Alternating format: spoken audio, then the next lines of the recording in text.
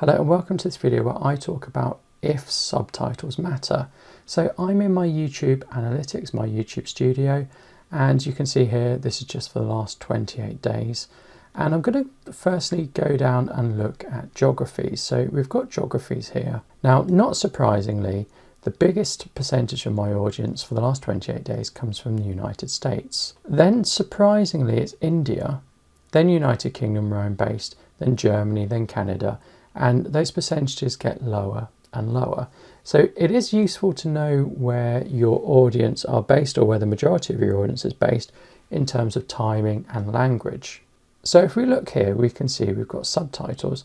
No subtitles is watched by 74.8% of my audience. So of all my videos, let's call it 75% watch without subtitles.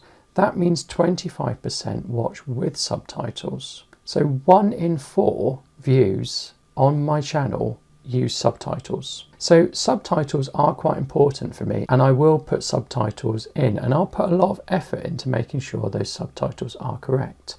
So going back to our subtitles important, we established in the last 28 days that 1/4 of the views were subtitled views. So with 28,000, that's going to be 7,000 views are going to be subtitled views. We can look a bit more deeply into this. So I'm going to go back to the last 365 days, and we can see, let's just for the sake of argument call that 400,000 views. If we go again to audience, our subtitles and our figures may have changed over the year. 80% watched without subtitles and 20% watched with subtitles. So it's really interesting, that shift over the year. In fact, the geographies haven't changed that much over the year compared to 28 days. So if I go back and I say 1/5 or 20% use subtitles of 400,000, then that's going to be 80,000 views with subtitles. So let's talk about what you need to do with subtitles. For the videos that you upload, YouTube will automatically add subtitles to them. If we go to this recent one, we've got this English one and we've got this automatic one. So if I click on edit, YouTube has automatically reviewed what I've said and converted it into subtitles. Now, normally what I do with each video is I go through and I make sure the subtitles are correct, because sometimes you get some things that aren't correct. Sometimes you get words that are they're just wrong. I can't see too many wrong words here, which is really encouraging. I might want to change this 28mm to say 28mm, like that. I might want to change the spelling of center or meter or things like that.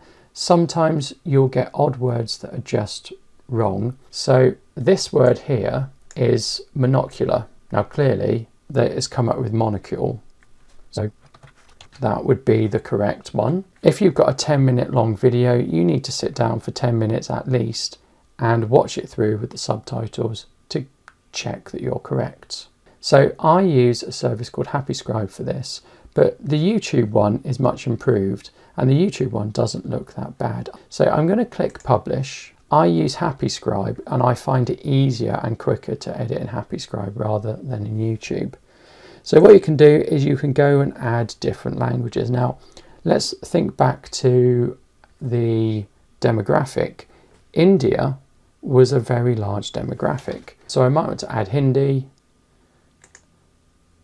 And I'm not a Hindi speaker, so I am going to use auto translate.